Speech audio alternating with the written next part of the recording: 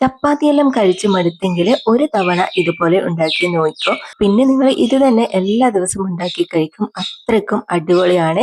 നല്ല സിമ്പിളാണ് ഇത് ഉണ്ടാക്കാൻ. എല്ലാവർക്കും ഈസി ആയിട്ട് ഉണ്ടാക്കാൻ പറ്റും. അതുപോലെ തന്നെ നല്ല ടേസ്റ്റും ആണ്. ബ്രേക്ക്ഫാസ്റ്റ് ആയിട്ട് മാത്രമല്ല, നമുക്ക് വൈകുന്നേരത്തെ ചായക്കടിയായിട്ടും ഒക്കെ കഴിക്കാൻ പറ്റുന്ന ഒരു അടിപൊളി റെസിപ്പിയാണിത്. അപ്പൊ ഇതിനായിട്ട് നമ്മൾ ആദ്യം തന്നെ ഒരു ഫില്ലിങ് റെഡിയാക്കാനുണ്ട്. അതിന് വേണ്ടിയിട്ട് നമ്മൾ കുറച്ച് ഓയിൽ ചൂടാക്കിയിട്ട് അതിലേക്ക് നമുക്ക് 2 ഉള്ളി ഇതുപോലെ കട്ട് ചെയ്തിട്ട് കൊടുക്കാം. 2 വലിയ ഉള്ളിയാണ് കേട്ടോ ഞാൻ എടുത്തത്. ഉള്ളിയിലേക്ക് നമുക്ക് ആവശ്യത്തിനുള്ള ഉപ്പിട്ടിട്ട് നല്ലപോലെ ഒന്ന് വഴറ്റിയെടുക്കാം. അപ്പൊ ഇതേപോലെ ഉള്ളി കളറെല്ലാം മാറി വന്നു കഴിഞ്ഞാൽ നമുക്ക് അതിലേക്ക് 2-3 പച്ചമുളക് ചെറിയ കഷ്ണങ്ങളാക്കിയിട്ട് ഇട്ട് കൊടുക്കാം. പിന്നെ ഇതാ 2 തക്കാളിയും കൂടി ഞാൻ ഇതിലേക്ക് ചെറിയ കഷ്ണങ്ങളാക്കിയിട്ട് ഇട്ട് കൊടുക്കുന്നുണ്ട്. അതിന്റെ കൂടെ തന്നെ നമുക്ക് കുറച്ച് ഇഞ്ചി വെളുത്തുള്ളി പേസ്റ്റും കൂടി ചേർത്ത് കൊടുക്കാം. എന്നിട്ട് ഇതെല്ലാം കൂടി നല്ലപോലെ ഒന്ന് വഴറ്റിയെടുത്തതിന് ശേഷം നമുക്ക് ഇതിലേക്ക് പൊടികൾ ചേർത്ത് കൊടുക്കാം. പൊടികളായിട്ട് ഒരു 1/4 ടീസ്പൂണ് മഞ്ഞൾപ്പൊടിയും 1 ടീസ്പൂണ് മല്ലിപ്പൊടിയും പിന്നെ ഒരു 2 ടീസ്പൂണ് കാശ്മീരി ചില്ലി പൗഡറും കൂടി ചേർത്ത് കൊടുക്കുന്നുണ്ട്. ഇത് എരിവ് അധികം ഇല്ലാത്തതാണ്. നിങ്ങൾ എരിവുള്ളതാണെങ്കിൽ നോക്കിയിട്ട് നിങ്ങളുടെ ആവശ്യത്തിന് മാത്രം ഇട്ട് കൊടുത്താൽ മതി. എന്നിട്ട് നമുക്ക് ഈ പൊടിന്റെ പച്ചമണെല്ലാം മാറുന്നത് വരെ നല്ലോണം ഒന്ന് മിക്സാക്കി വഴറ്റിയെടുക്കാം. അപ്പൊ ഇതാ നമ്മുടെ മസാല റെഡി ആയിട്ടുണ്ട്. പിന്നെ ഇതാ ഞാൻ ലാസ്റ്റ് ആയിട്ട് കുറച്ച് മല്ലിയിലയും കൂടി ഇതിലേക്ക് കട്ട് ചെയ്തിട്ട് കൊടുക്കുന്നുണ്ട്. മല്ലിയിലയോ കറിവേപ്പിലയോ നിങ്ങൾക്ക് ഇഷ്ടമുള്ള എന്ത് വേണമെങ്കിലും ഇതിലേക്ക് ചേർത്ത് കൊടുക്കാവുന്നതാണ്. അപ്പൊ ഇതെല്ലാം കൂടി ഒന്ന് യോജിപ്പിച്ചിട്ട് എടുത്താൽ മതി. മസാല റെഡി ആയിട്ടുണ്ട്. ഇത് നമുക്ക് ഒരു സൈഡിലേക്ക് മാറ്റി വെക്കാം. ഇനി നമുക്ക് മിക്സിന്റെ ജാർ എടുത്തിട്ട് അതിലേക്ക് 1.5 കപ്പ് ഗോതമ്പ് പൊടി എടുക്കാം. എന്നിട്ട് ഒരു മുട്ട പൊട്ടിച്ചൊഴിച്ചു കൊടുക്കാം. ഇനി ആവശ്യത്തിനുള്ള ഉപ്പ് ചേർത്ത് കൊടുക്കാം. പിന്നെ ഇതാ ഞാൻ കുറച്ച് വെള്ളം കൂടി ഇതിലേക്ക് ഒഴിച്ചു കൊടുക്കുന്നുണ്ട്. എന്നിട്ട് നമുക്ക് ഇതൊന്ന് അടിച്ചെടുത്തിട്ട് വരാം. ഇത് അരച്ചെടുക്കുന്ന സമയത്ത് വെള്ളം വേണമെന്ന് തോന്നുന്നുണ്ടെങ്കിൽ കുറച്ചും കൂടി ചേർത്ത് കൊടുക്കാം. എന്നിട്ട് നമുക്ക് ഇതുപോലത്തെ ഒരു ബാറ്റർ റെഡിയാക്കിയിട്ട് എടുക്കണം. കുറച്ച് ലൂസ് ആയിട്ടുള്ള ബാറ്ററാണ് കേട്ടോ അരച്ചെടുക്കേണ്ടത്.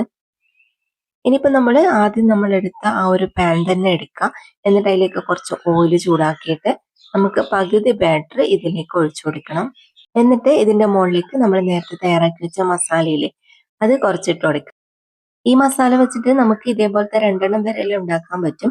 പക്ഷെ ഞാനിപ്പോ പകുതി മാത്രമേ ഇതിലേക്ക് ഇട്ട് കൊടുക്കുന്നുള്ളൂ. നിങ്ങൾക്ക് വേണമെങ്കിൽ ഫുള്ള് മസാലയും ഇതിലേക്ക് ഇട്ട് കൊടുക്കാം. പകുതി ഇട്ടാൽ തന്നെ അത്യാവശ്യം നല്ല ടേസ്റ്റ് ഉണ്ടാവും കേട്ടോ. ഇനി നമുക്ക് ഇതേപോലെ മുട്ട കട്ട് ചെയ്തിട്ട് വെച്ച് കൊടുക്കാം.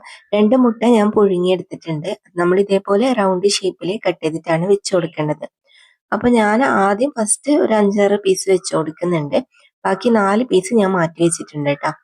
ഇനി നമുക്ക് നേരത്തെ മാറ്റി വെച്ച ആ ബാലൻസ് വന്ന മാവ് ഇതിന്റെ മുകളിലേക്ക് ഒഴിച്ചു കൊടുക്കാം.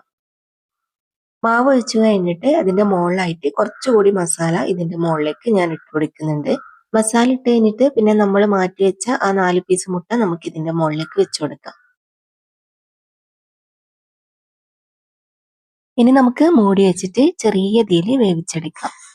ചെറിയ തീയിൽ തന്നെ വേവിച്ചെടുക്കണേ, എന്നാലേ ഇതിന്റെ ഉൾഭാഗം നമുക്ക് നന്നായിട്ട് കുക്കായിട്ട് കിട്ടുള്ളൂ. കുറച്ച് സമയം കഴിയുമ്പോൾ ഇതിന്റെ മോൾഭാഗമെല്ലാം നല്ലപോലെ സെറ്റായിട്ട് വന്നിട്ടുണ്ടാവും. ആ സമയത്ത് നമുക്ക് വേറൊരു പാത്രത്തിലേക്ക് ഇത് മറിച്ചിട്ട് കൊടുക്കാം.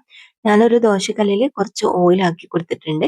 അതിലേക്ക് നമ്മളിങ്ങനെ ഫ്ലിപ്പ് ചെയ്തിട്ടിട്ട് മൂടി വെച്ചിട്ട് കുറച്ച് സമയം കൂടി വേവിച്ചെടുക്കാം. അപ്പൊ അത്രേ ഉള്ളൂ കേട്ടോ. നല്ല സിമ്പിൾ ആയിട്ട് ഉണ്ടാക്കാൻ പറ്റുന്നതാണ്. 2 സൈഡ് നമ്മൾ ഇതേപോലെ കുക്ക് ചെയ്തെടുത്തു കഴിഞ്ഞാൽ നമ്മുടെ അടിപൊളി ബ്രേക്ക്ഫാസ്റ്റ് റെഡിയാവും. എന്നും ഒരേപോലെ ചപ്പാത്തിയെല്ലാം കഴിച്ച് മടുക്കുന്ന സമയത്ത് ഇടയ്ക്കെല്ലാം നമുക്ക് ഇതുപോലെ വെറൈറ്റി ആയിട്ട് ഉണ്ടാക്കാവുന്നതാണ്. പിന്നെ ഇത് ബ്രേക്ക്ഫാസ്റ്റ് ആയിട്ട് മാത്രമല്ല, നമുക്ക് ചായക്കടി ആയിട്ടും ഒക്കെ കഴിക്കാൻ പറ്റും. നല്ല ടേസ്റ്റ് ആണ് കേട്ടോ. അതുപോലെ തന്നെ നമുക്ക് കുട്ടികൾക്ക് ലഞ്ച് ബോക്സിലെല്ലാം വെച്ച് കൊടുക്കാൻ അടിപൊളിയാണ്. ചില കുട്ടികൾക്ക് ബാഗിൽ കറി മറിഞ്ഞു പോകുന്ന പ്രശ്നമെല്ലാം ഉണ്ടാവാറുണ്ട്. അപ്പൊ ഈ ഒരു രീതിയിൽ ഉണ്ടാക്കി കൊടുത്താൽ അടിപൊളിയല്ലേ. അപ്പൊ എല്ലാവരും ട്രൈ ചെയ്തിട്ട് ഫീഡ്ബാക്ക് അറിയിക്കുക. ഇന്നത്തെ റെസിപ്പി നിങ്ങൾക്ക് എല്ലാവർക്കും ഇഷ്ടമായിട്ടുണ്ടാവും എന്ന് വിചാരിക്കുന്നു. വീഡിയോ ഇഷ്ടമായാൽ മറക്കാതെ ലൈക്കും ഷെയറും കമന്റും ചെയ്യുക. ഇതുപോലുള്ള റെസിപ്പികൾ കാണാനായിട്ട് നമ്മുടെ പേജ് ഫോളോ ചെയ്യാനും യൂട്യൂബ് ചാനൽ സബ്സ്ക്രൈബ് ചെയ്യാനൊന്നും മറക്കരുതേ.